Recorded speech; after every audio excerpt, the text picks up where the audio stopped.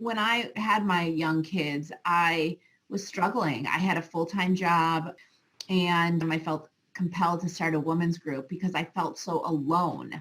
I think, you think the society says you can have it all, you can have it all.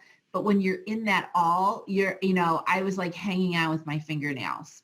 And it really was the basis for my first book, The Working Woman's GPS. And GPS obviously has a lot to do with directions and getting where you are to where you want to go.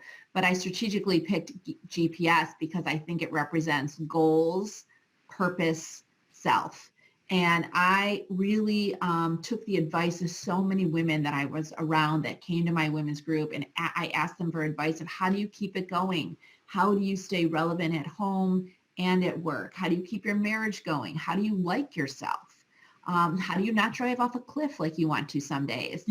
And, I collected all those stories and all those words of advice for women because I feel like, we want to accomplish so many things. It's very difficult to do all at the same time, almost nearly impossible.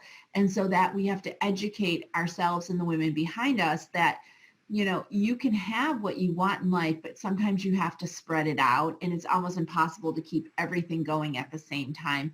And I learned that the hard way. And so that was really the basis for my first book because I wanted to share all the lessons I gathered at a time where I was really hanging on. I was crying when I was unloading the dishwasher. I was crying in the drop-off line because not only was I in the wrong role, but I put a lot of pressure on myself, and I thought childbearing in the first 3 years, getting very little sleep was incredibly difficult, and I couldn't believe more women didn't talk about it.